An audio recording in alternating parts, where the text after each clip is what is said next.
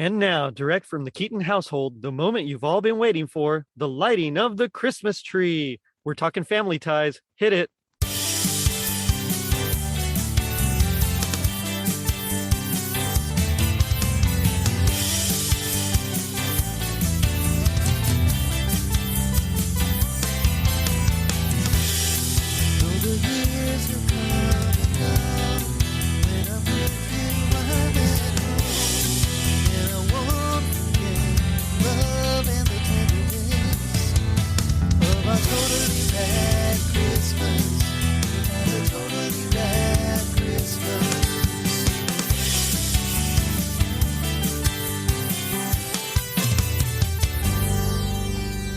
It was 1982.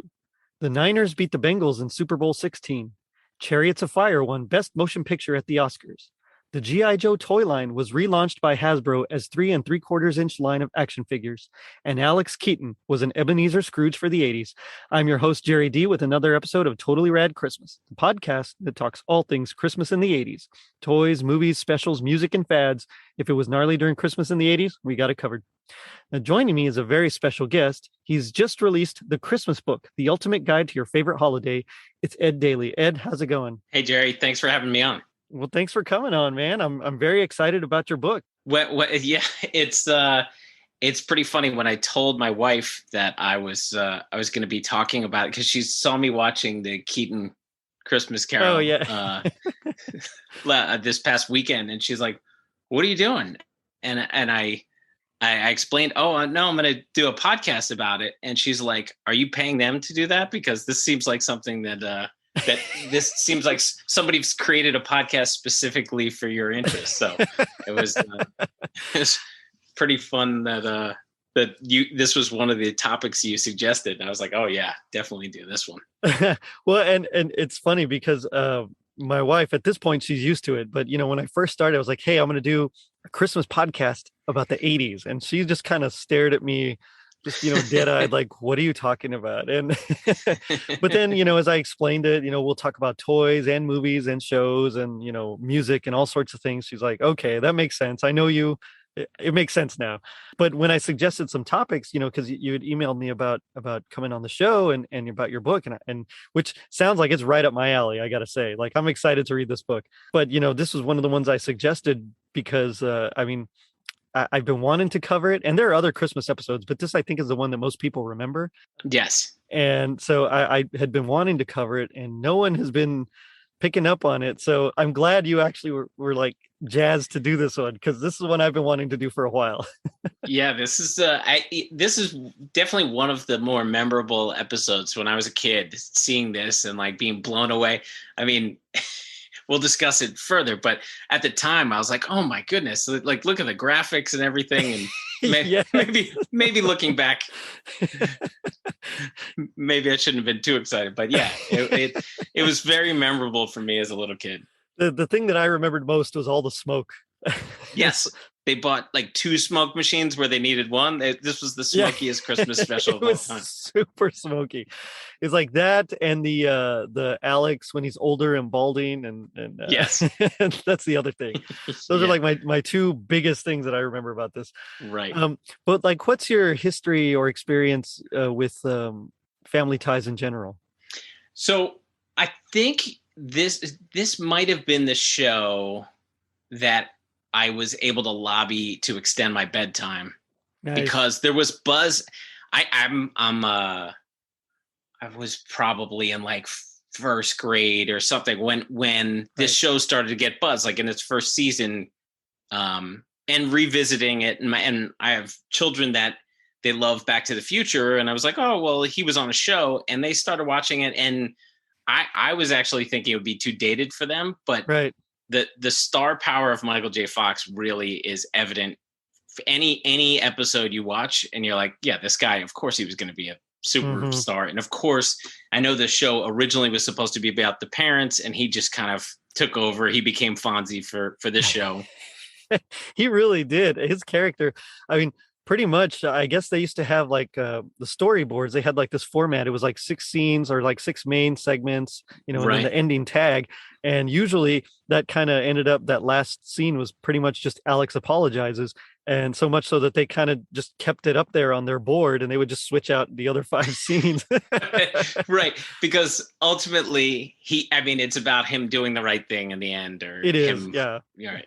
And but he's just so great. He really is just fantastic in it. And I think there was just buzz in the first season. I mean, I don't know the ratings, but it was one of those things that when you're in school and other kids are talking about it, and I was like, oh, I got to watch it. So I probably was, maybe I caught some first season episodes, but definitely I was like in from the second season on. Mm-hmm. And that's kind of similar to myself. I don't remember when I started watching it. I just remember always watching it. Like it was just on, you know. Right. And I just remember everybody watched it. It was one of those things. I mean, the guys in Back to the Future, you got to watch it, you know.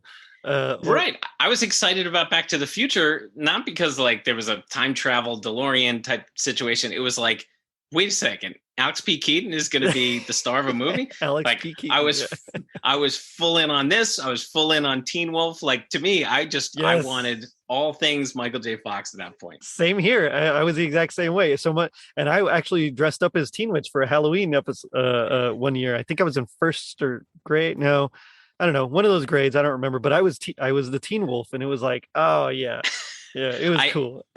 I have a confession to make. I was Teen Wolf 2 years ago. I was taking my kids trick or treating. The only thing about a costume like that is it better be a very cool Halloween night, because wearing the full fur, even in the basketball uniform on top, it was very hot in there. It was brutal. Yeah. Well, I was lucky in that I wore a blue jean jacket with like the sleeves rolled up, and my mom just had the fur only like from the sleeve on, and then just just a little headpiece there. So that's I cool. kind of got away with not doing all of it, which is great for like South Texas where it gets super hot too. Yeah, that would be rough. That would be rough. But yeah, I know exactly what you mean. Michael J. Fox. I mean, he's so charismatic. He's so energetic, just everything about him. And he's funny. And, he's just a great actor, and everything he's in. Like it just kind of goes up a point or two every time you see him. Yes. Mm-hmm. And I would say it is, I love the cast, but there's just the next level. I mean, in sports, you have good players on a team, and then you just have one superstar that just lifts it to it, and that's Michael J. Fox. But I think I love the cast in this movie. Yeah, I do too. I mean, in this show. Yeah, well, and you're right. I mean, it was Fonzie like in the 70s there for Happy Days. It really was Michael J. Fox for the 80s, and then we kind of had, of course, Steve Urkel there in the 90s for Family Matters. He kind of took over. Yeah, so ran for 7 seasons, I believe. It's really, I guess, the basic premise, if we wanted to nutshell it, was that it's 2 parents who were kind of hippies, I suppose, in the 60s, and they are raising their 3 kids now. They moved from California to Ohio, and raising their 3 kids who were not like them at all. Eventually, there was a 4th kid added, but and some of the biggest laughs and everything about the show was their just the way that they dealt with their son Alex, Michael J. Fox, who was very much a young Republican. He loved Reaganomics. He was very conservative, which kind of really clashed with their liberal ideologies. And so, I mean, that's what made it great. It made it so funny because, I mean, it emulated real life, basically.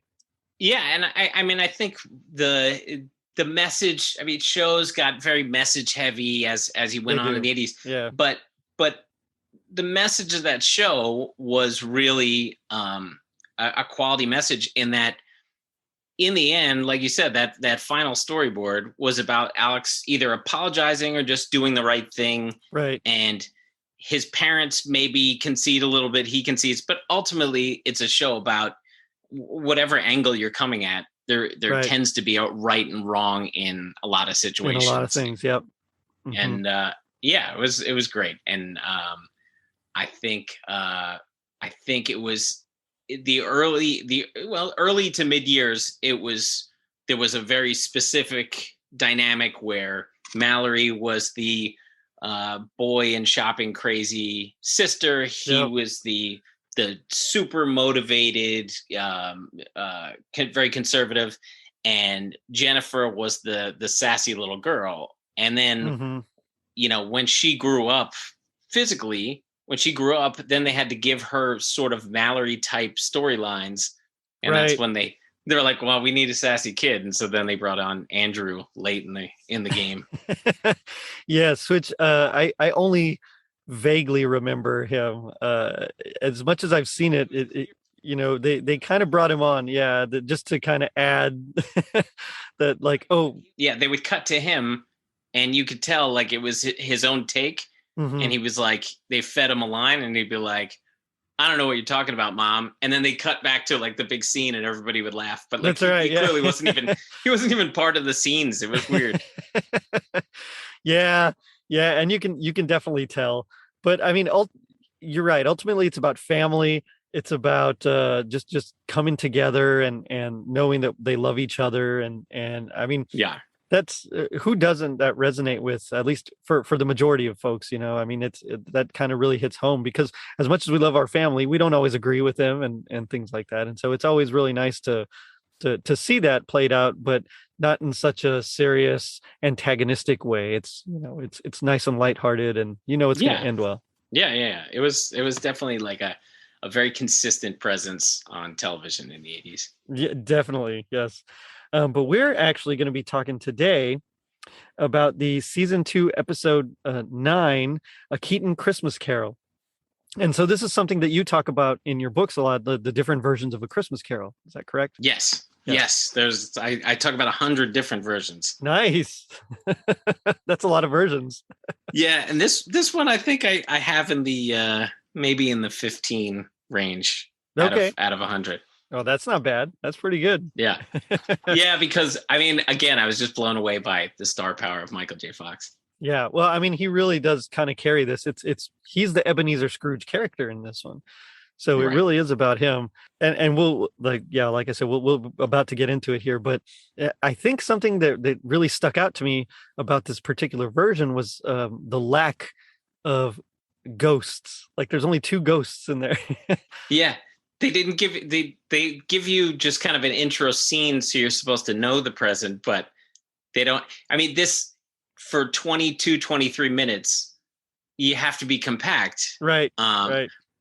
But if there's one thing we know about 80s sitcoms, they love 2-parters, and they loved very special hour-long episodes. This was begging for it. There was no Marley either. There was no Marley. Yeah. Right. So 2 out of 4 ghosts, I guess, ain't bad.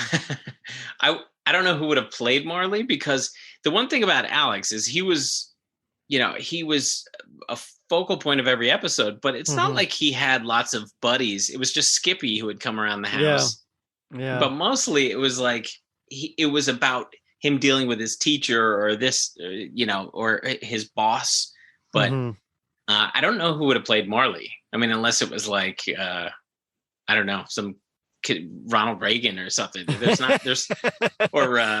like Barry Goldwater's ghost would come and visit him. I think having Reagan as Marley would have been brilliant. that would have just, that's next no Christmas present. Yeah, exactly. No Christmas present. And no no ghost of Christmas present either. But you're right, we kind of see the Christmas present there.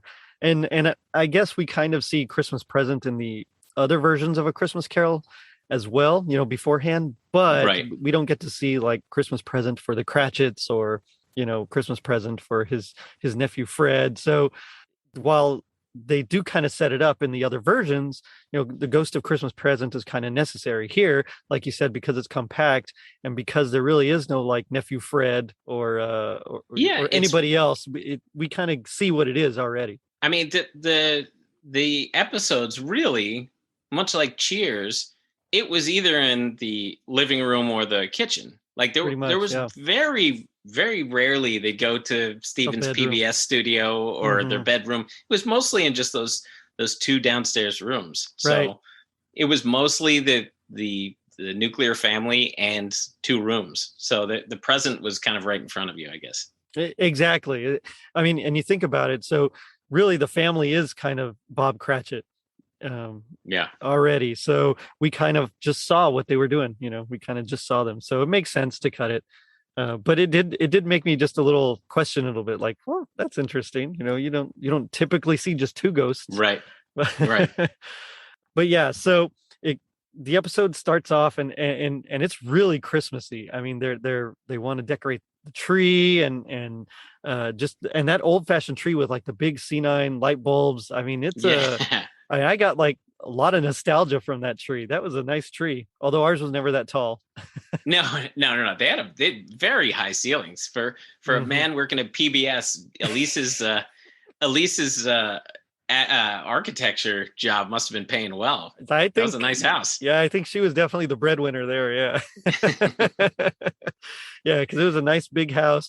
I mean, that tree, because what's his name? Michael Gross is pretty tall, or at least he seemed pretty tall to me. No, he was a tall guy. Yeah, so although standing next to Michael J. Fox, maybe he wasn't well, quite that's as true. tall as we thought. That's true.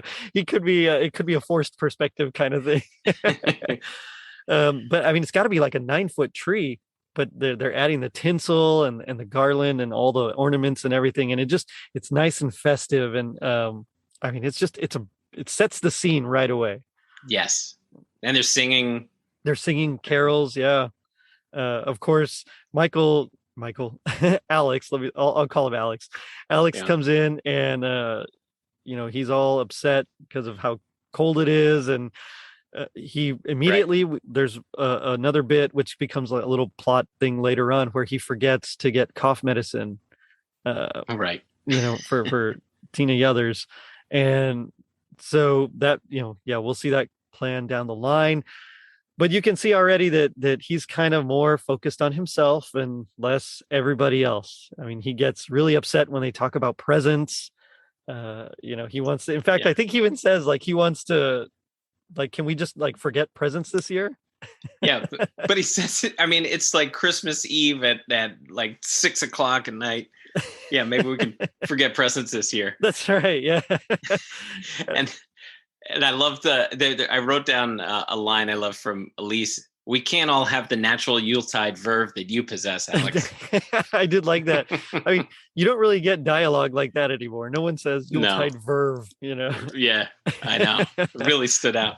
But yeah, so he's like, hey, how about we just, forget the presents? And then, Steven, the dad, he pretty much is like, oh, gee, we already got you something. And so Michael right away, he's like, oh, right. There's like just a lot of little bits like that just I really enjoy because I mean, they kind of not only do they set the scene and the established characterization, but it's very of that time. Like I noticed a lot of the writing, it's very 80s, later on in the late 80s, early 90s, they started to adapt and we started getting a little more realistic drama going on. As far as dialogue goes, but it's still in that very late 70s or mid to late 70s, early 80s kind of style. Right, like hitting punchlines, waiting for the studio audience to laugh. Exactly. Yeah, a lot of that. But it's okay. I got really nostalgic for it. Yeah, I ate up whatever they were selling. I was buying. Yeah, there you go. But Jennifer has a cough, so he was supposed to get cough medicine for her. He doesn't. He promises to drive her to the ER if it gets worse. And which again, right, that's the natural progression. She's needs some cough medicine. It's like, yeah, I'll drive her to the emergency room. That's right. Yeah. Forget it. Maybe it'll go away by itself. Whatever. No. I'll take it to the emergency room. Don't worry about it. But he's just very cranky. He's fed up with Christmas. He says it's just another holiday. What's the big deal about Christmas? Right.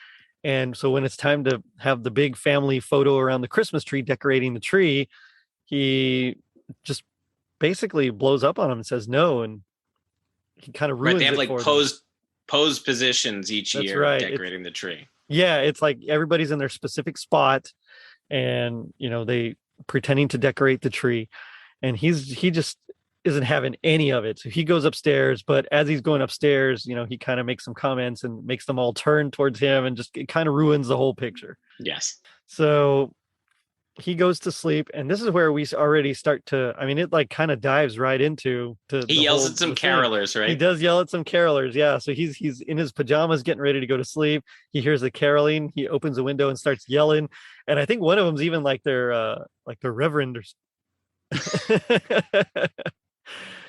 Yeah, he threatens the police on them. Get off his lawn. Like he's full old man mode, angry old man mode. He totally is. Which Alex was always like, he had his strong opinions on things, but yeah, this episode he's full cranky old man. Yeah. They really, I guess the snow really has that kind of effect on him because he right. The white slop falling from the sky, as white slop. Yep. But I do like that, and I think he even says, "Oh, sorry, Reverend," and then of course the Reverend, being a religious leader, is like, "Hey, well, God bless you and yours," and he's just like, whatever. He closes the door he just and blows him off. Yeah, exactly, and crawls into bed, and I think he even says, "Bah humbug," which, okay, right. You gotta have it, I guess. I mean, yeah, but they'd already done a pretty good job of establishing who the Scrooge of the episode was. The Bah Humbug was like the cherry on top. That's right. Yeah. It's that little over the top, like we were talking about 80s writing, that just right. You got to have it there. Even though that's right. I think we kind of knew we knew where this was going. Exactly. Yeah. So he goes to sleep, or tries to go to sleep, and then he's awakened by just a ridiculous amount of smoke, which tons of smoke. He even comments on. Like this is some Kiss video from 1981. That's right. Yeah, so much smoke. He's coughing and hacking, and then Jennifer appears wearing like this all red gown. I don't know, robes, whatever. He's like, "Jennifer, come on, get out of my room." But right. She right away is like, no, I'm the ghost of Christmas past. And he's like, whatever, come on. And he tries to grab her. He goes to grab her and he can't. Like his hand, kind of goes through right. her. And this is where you're talking about like how she just kind of suddenly appeared, and then his hand, those were like those great graphics that we right. I mean, it was just the what is it? The superimposed film on film. Like it looked it looked like, maybe one of my teachers did it in like 80s middle school. Like put it together, just like when you set up the projector, they just had two films going at once or something. It was very like superimposed looking. It definitely was. Yeah. And I mean, I get it. They didn't have like super high tech budgets, so they couldn't do Star Wars. But it actually came out pretty decently, and it worked. It worked for the episode. I mean. Right, you got to grade on a curve. This was done way before there was any sort of CGI stuff available. Exactly. Yeah, we're used to a little bit different level now. But so she's like, "Hey, let's go back. I'm going to take you to the past." It's the whole Ghost of Christmas Past vibe, and they disappear, and they end up in the living room, which of course is a funny bit because they could have just walked downstairs, but. That's right. They floated through the air just to end up downstairs again. Yeah. And it's back in, I guess it would be at this point, either the late 60s or early 70s. And it's Alex as a young kid, but we see... Well, it's 70s because they're talking about it's 70s Nixon. Because Elise is that's right. They're talking about Nixon, and Elise is a baby. I mean, not Elise. Elise is holding Jennifer as a baby.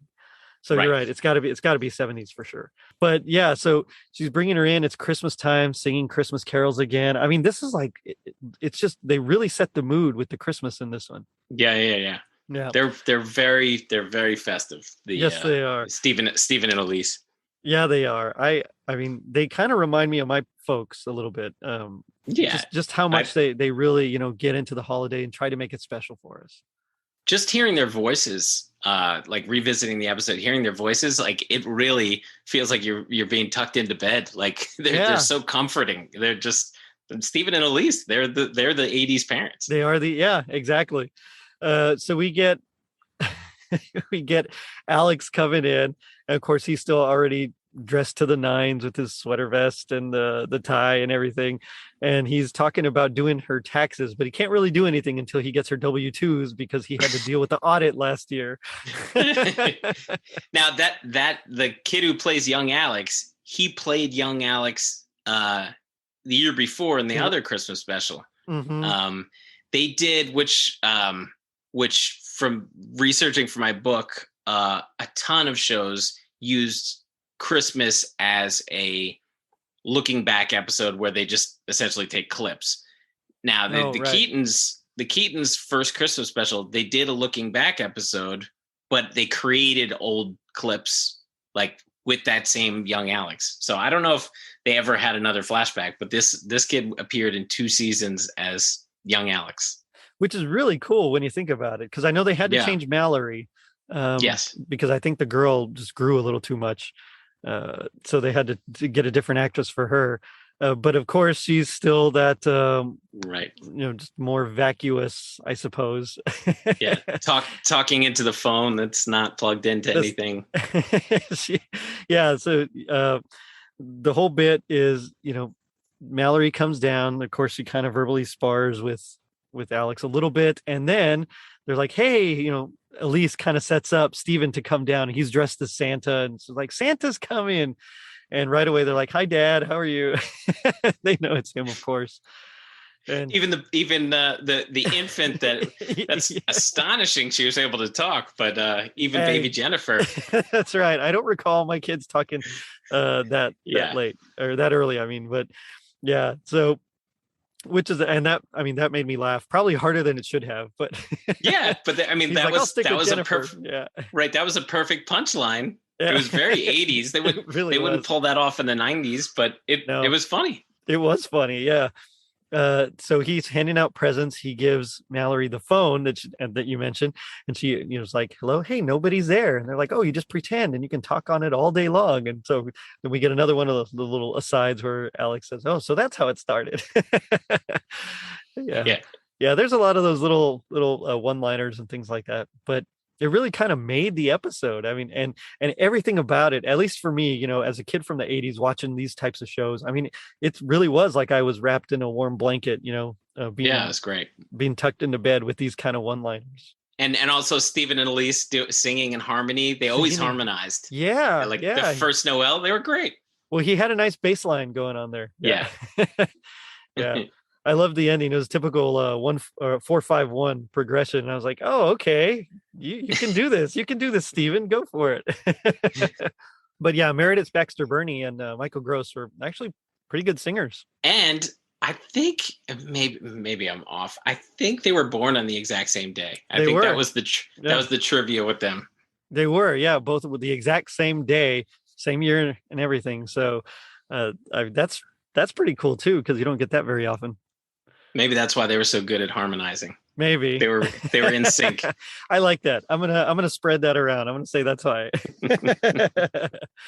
Oh man. So Alex, of course, he's like, "Hey, before we open any more presents," this young Alex, like, "Hey, let's take a picture around the tree." And what a great idea, that whole bit. And it's like, then we can pretend we're decorating it. We'll take the same picture every year. So really, he finds out that picture that he was so fed up with the night before was his idea, and he had forgotten it throughout the years. So that's, that's that little moment, the Scrooge Christmas past kind of moment that we get there. Right. Yeah. That's like when, in more traditional tellings, like that's when he goes back and visits his school and realizes he was not so hardened, or when he goes to see Fezziwig and he realized he was not always so angry, right? But yeah, that was the moment right there. That was his moment, yeah. And I'm sure, having notated 100 of these things, that you can pinpoint the exact moments and of all of them. Oh yeah. Well, 15's not bad. Yeah, I'll take it. But so, she's the ghost of Christmas past says, "Hey, our time's almost up. We got to go." And he wants to stay. He's enjoying just everything about it. And just like Scrooge, as soon as the ghost is ready to leave, because her shift is almost over, then, he's like, yeah, okay, I get it. I'll be nicer. So it's not quite that full transformation yet. Right. Here comes the hammer. Exactly. So we skip over Christmas present and we go to Christmas future, and it's Mallory, although it's not really Mallory. It's a ghost of Christmas future in black robes and more smoke, a lot more smoke. And he does that whole I'm hither again. I'm hither. And so again, they disappear and they go to the living room, but this time it's in the future and everything is just a mess. It's run down, dilapidated, in shambles, and he sees Elise kind of bent over, hunched over, and she's still actually quite cheerful. Yeah. If if not having all her teeth. That's right. Yeah. She was missing some teeth. Missing some teeth. Yeah. But it's pretty dystopian. It really is. Like I don't know what happened. She must have lost her job and he as well, because architecture clearly didn't pay anymore. She was out. One of her buildings, I don't know, maybe it collapsed or something. She didn't. I don't know, but it was bleak. Yeah. And I guess he was fine. I guess at some point, Steven goes to work for Alex and then gets fired. And so I don't know why he couldn't go back to his old job, but for some reason they're very, very destitute. And yeah. And she now hand washes laundry like Charlie Bucket's mom. She's like, there's no washing machines in their future either. Well, I guess they had to sell it to eat or something. I don't know, but yeah, the dirt sales weren't bringing in enough profits. That's right. Yeah, Mallory is like pregnant with her fourth child, and Jennifer sells dirt. I don't know who buys dirt, but okay. Yeah, maybe topsoil. I don't know. Maybe they just were calling it dirt. I don't know where the market is for just straight up dirt. I don't either, honestly. Yeah, their business model definitely needs to be looked at. Right. But her voice is like just crazy raspy because she's had what do they say? She's had like a cough and cold for like 30 years. Right. She never kicked it. She never kicked it. And so he can't believe what's going on, but he's also excited by the prospect of him being rich. Yeah, because the ghost tells him that, oh yeah, no, you're rich and you're very well to do. So he's like, how wealthy am I? Right. Put a little pep in his step. That's right. That's right. Oh man. And then we see their only mode of transportation is the wheelbarrow. Right. Which gets crushed by his helicopter, which he goes to when he goes to visit. But I love also the tinsel that Alex sold him. It's like this one little string of tinsel that they hang on their really, really Charlie Brown-esque Christmas tree. And it's literally like one piece of tinsel. Yeah. Just one strand. Yeah. I guess they had to sell their old tree too. I don't know. But yeah. Everything collapsed. Times are tight, man.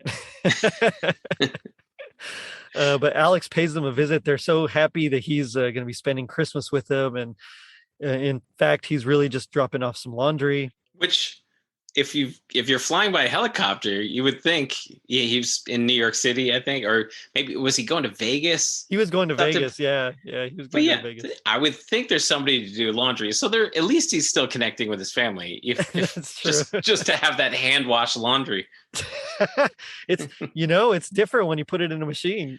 That's right. It's not as much care. That's right. Yeah, it's the love that goes into it. But he's like super disgusted by him, but I love it because he's kind of overweight. Like he's got he's balding on the top and paunchy, bald. Yeah, that's right. He's got the cigar. He's just, oh man. but I love how young Alex kind of freaks out about it. He's like, my hair. Yeah. But he was most concerned about his hair, which he should be a little bit concerned about the voice. He was having too many cigars or something. He sounded pretty rough. Going. Yeah, you're right. Yeah.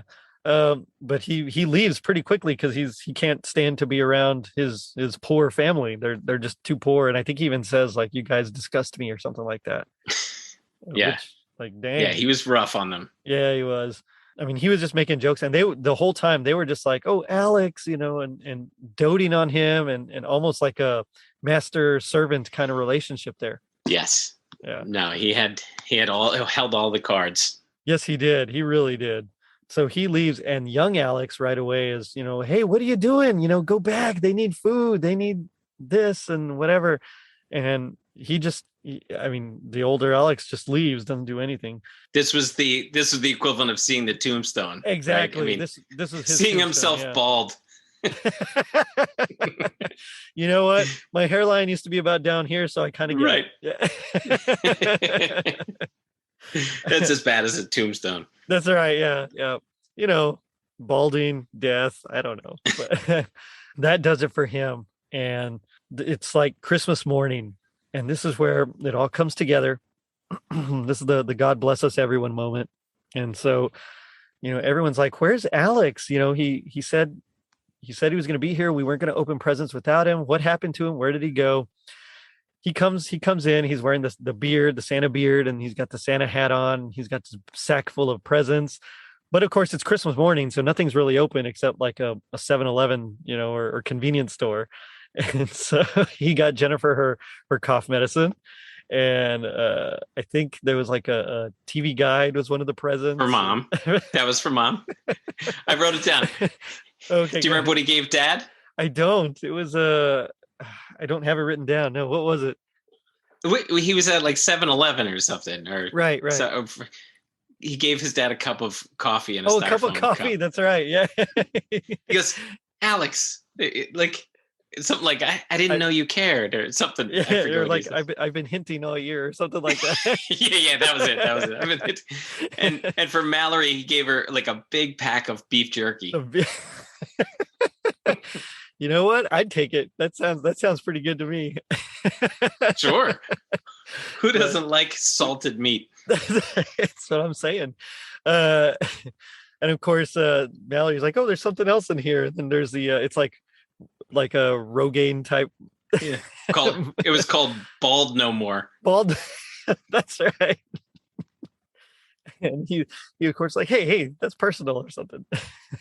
But yeah, because I think the ghost, when he asks if he can if he's able to change the future, the ghost even says, yeah, just, massage your scalp every night. That's right. Like that. Yeah. So this was him, his effort to change his baldness, I guess. But he really kind of changes. And not only did he get them those, he actually is going to have their laundry like cleaned and pressed, which is nice. He doesn't want mom doing laundry anymore, right. ever again. And then he wants them to just have a wonderful Christmas. So he suggests again, hey, let's do our traditional picture. Well, first, remember he opens the door. Yes, you're right. Yeah. Yeah. He wrangled up some carolers. He got the carolers back. I bet the Reverend was probably with them. That's right. Reverend's a very forgiving man. Yes, I hope so. Yeah. And then he has them take their picture in their traditional picture around the tree. And it's a really nice way to end it. It's very, very much, Scrooge's change at the end. And he says one of the most awesome things where he's talking about, you're my family and I love you no matter what, and it's like, oh man, this guy, he's so good. Yeah. And you know what? Like it's like you talked about with the over the top 80s punchline, line, punchline, that kind of pattern. He's so good. And his heartfelt speech is actually like a nice epiphany kind of Christmas Carol type speech. And he really, he sums up the importance of family and everything and how much he loves and appreciates them. And it's like a legit speech. It really is. Yeah. Yeah. It's really well written, especially for the time. I know exactly what you're saying. Yeah.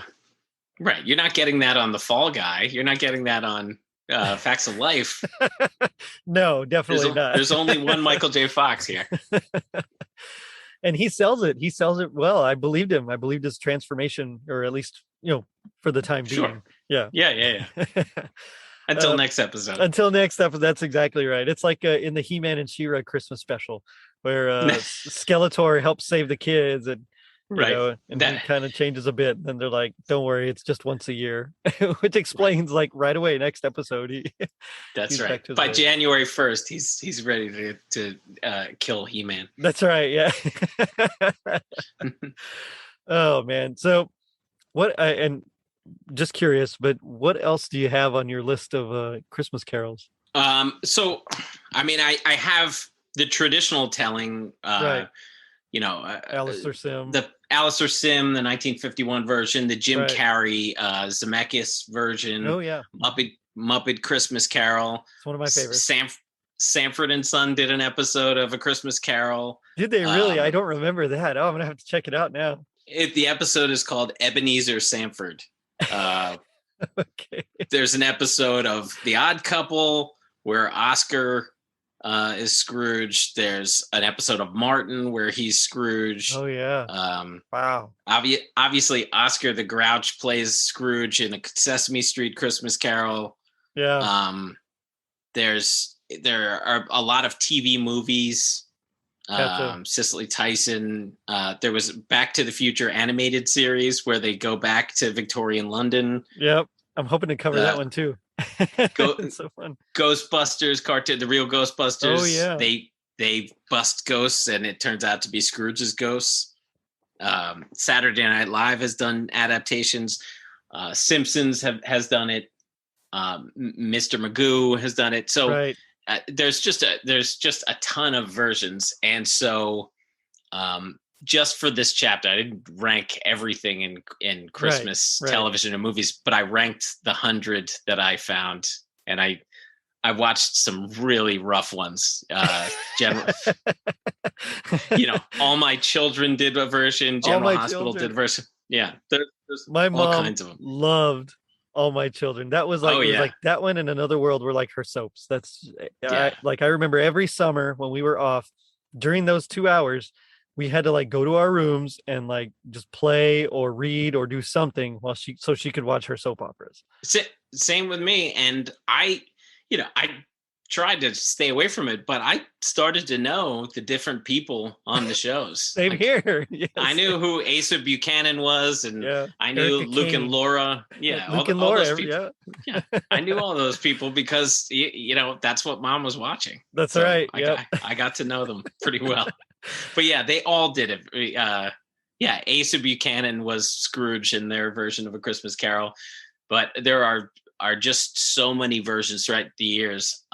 There was a silent film version that I found on YouTube. I mean, the amazing thing that, as you know, about the internet is you can find it. You can find just about anything. You can find just about anything. I mean, right now, Family Ties, you can find this episode on Amazon Prime right now, but you could probably find it on YouTube too. It's everything's out there. Yeah. Or Daily Motion or one of those. Yeah. That's right. Daily Motion has a ton of stuff. Yeah, they do. Oh man. I mean, this is a good episode. I thought it ended very well. It was developed pretty well. I mean, it was definitely it kind of, like I said, threw me for a loop because some of the ghosts were missing, but at the same time, you kind of didn't need them. I mean, I don't really think you needed them. It got the point across and it developed it. And while it was typical of its era, it also just like you said, with that ending speech, it kind of transcended it a little bit. So I really like this one. I can see why you would rank it 15. Yeah, and another reason why I think I had it kind of high beyond the greatness of Michael J. Fox is there are a lot of adaptations where a jerk sees the error of his ways and is nicer at the end.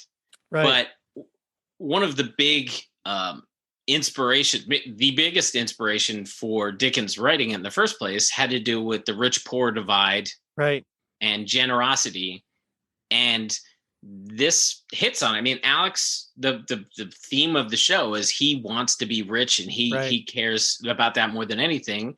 And at the end, he cared about others and generosity, and really hits the note that Charles Dickens wanted to hit with this. And it's why it's so good to be adapted. But many times it's just a jerk becomes not a jerk for an episode or at the end of a movie.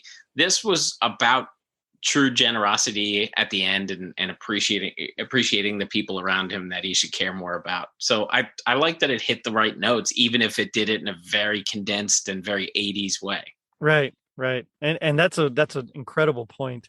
One thing that I always thought was pretty neat was so his longtime girlfriend on the show, he ended up actually marrying in real life, which is super cool. That's right. Tracy Pollan. It's right. Tracy Pollan. Yeah. So, I mean, that's just, and they're still together, which is really neat. Cause again, you don't see a lot of that in Hollywood. No. Yeah. She's, that's just cool. It's cool to me. Yeah, absolutely. I was watching the Knicks game the other night, and he was there and got a big ovation. I mean, he's one of the more universally beloved stars, really, of my lifetime. Yeah, I think you're right there. Let's see. The theme song is super memorable. I wanted to bring up the theme song because it's just one of those that you always remember. Without Us.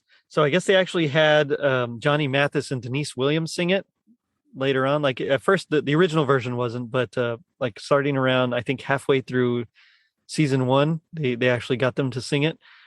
Which while they're painting a picture of the family. That's right. During Yeah. the theme song, right? Yeah, that's right. But it's so popular that I think they even use it in the Goldbergs. Do you watch the Goldbergs? Yes. Yeah, and so he uses that like for his vows or something for their their wedding renewal. Yeah. I mean, it's a great song. It's one of those, like, as soon as you hear it, you know exactly what it's to.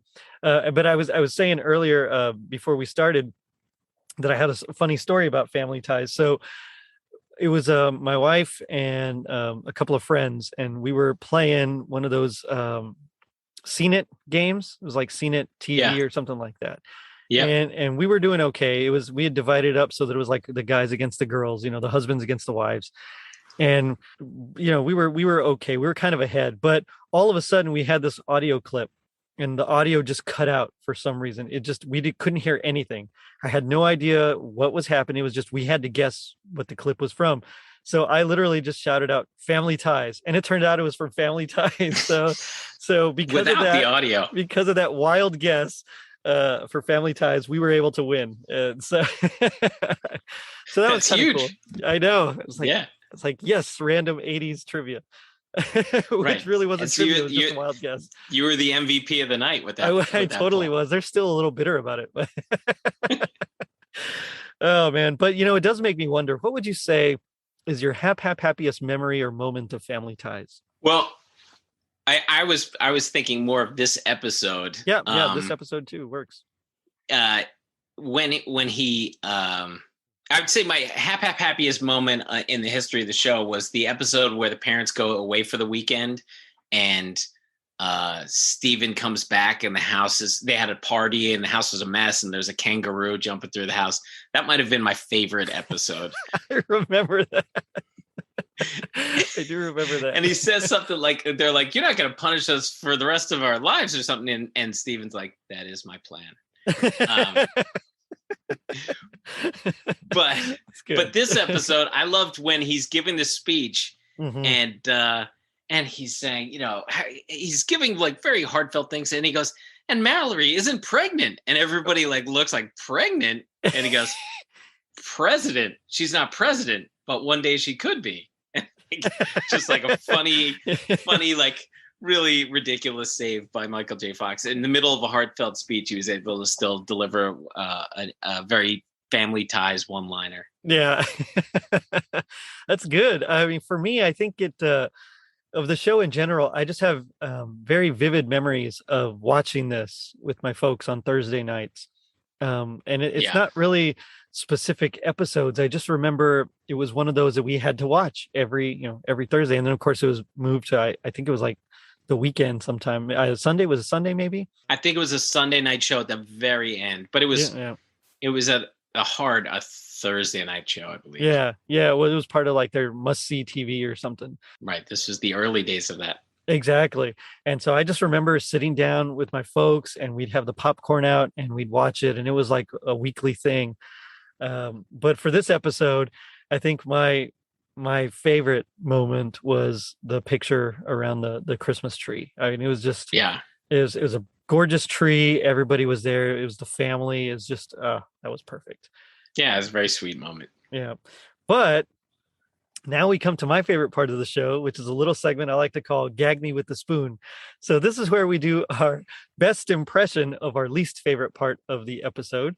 And there was a few one-liners here or there that were not the best. As a guest, I'll let you go first, just kind of set it up and set up the scene. So I genuinely think the first few, like I talked about, when Jennifer gets older, I think they struggled to give her the right storylines, because it was like sort of Mallory storylines. And so she got more marginalized, and as it became more Alex-centric. Right. And they still had Mallory, and then they moved her on to her relationship with Nick. But Jennifer was kind of floating. But when she was the sassy little kid, I think she was great. She really delivered her lines and stuff. Yeah. But this episode where they ask her, to play somebody who has some sort of throat condition, and she sees the Charlie Brown tree in the Christmas future, and she goes, "What a beautiful tree!" And it's so just over the top and really poorly done. And I was like, oh man, they could have coached her into a better version than this. She definitely had a few in there that weren't delivered the best, and I almost picked it, but I was afraid that you were going to pick some of those, and so I didn't want to like double pick. So I ended up going with one of Alex's lines, and it's actually really not that bad. It's just the writing itself is I don't know. I think they could have done something a little funnier, and instead they this was definitely 80s funny, but I think it could have been just a little bit more. And so it's when the ghost of Christmas past is trying to tell him to come hither, and he's going to the bed, and he says, "I'm going to try to do my best, Michael J. Fox," which is super hard to do. But he's like, "I'm coming hither. I'm hither." Yeah. Yeah, that was bad. I can't do Michael J. Fox, but I mean, the only good Michael J. Fox impression I remember was David Spade on Saturday Night Live. Michael J. Fox. That's the only one I can remember that was like really good. Yeah, I agree with that. It's funny how they had like their characters that they could just do at the drop of a hat, and they were really good. Yes.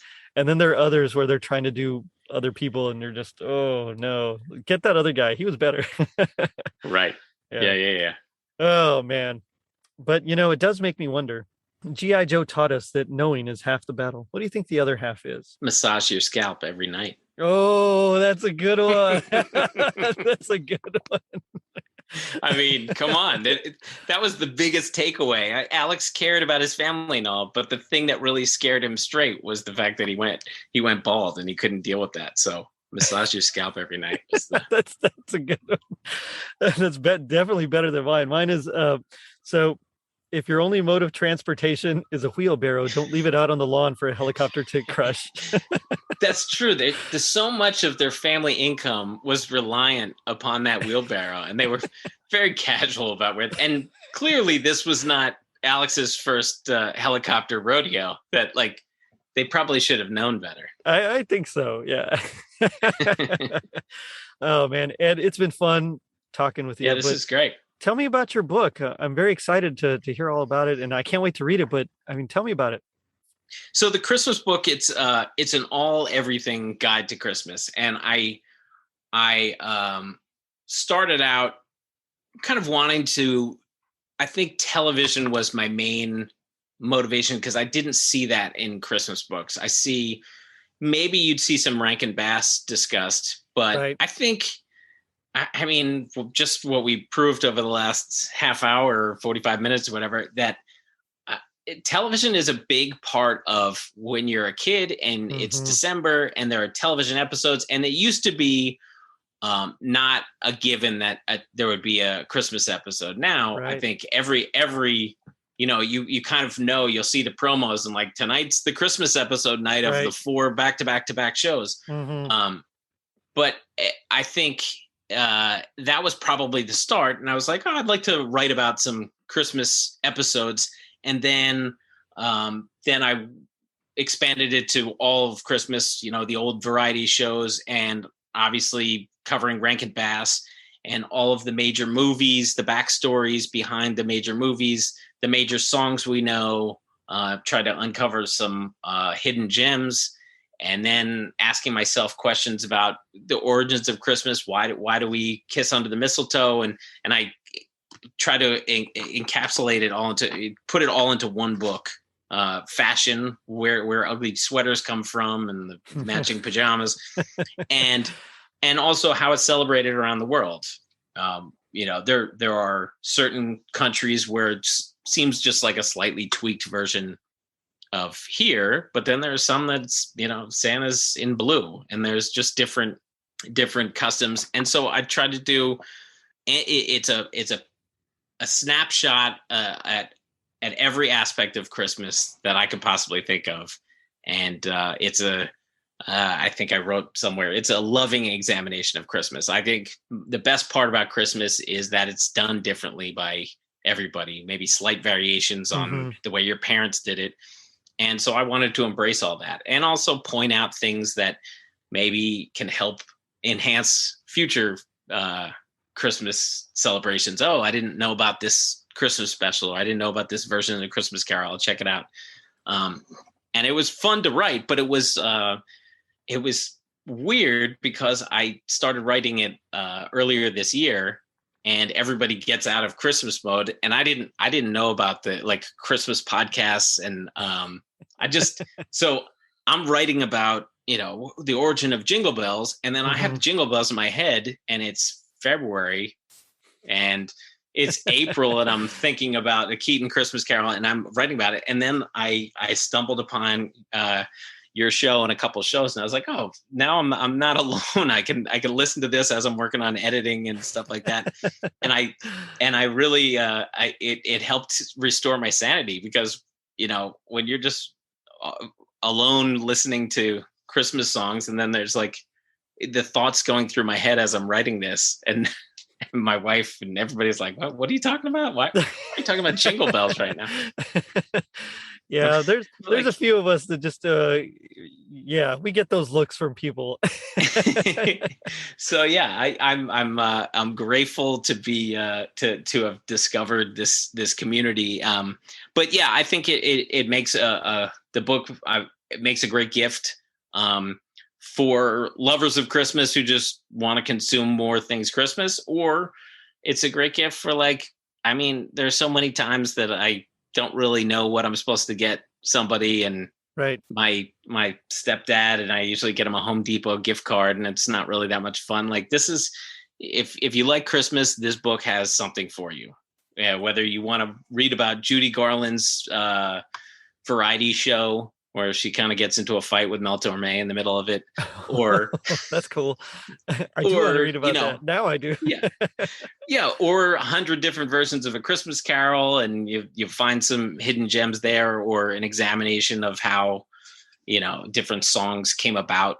Yeah. Some Christmas songs weren't intended to be Christmas songs, and then just kind of fell into that mode of being in the rotation.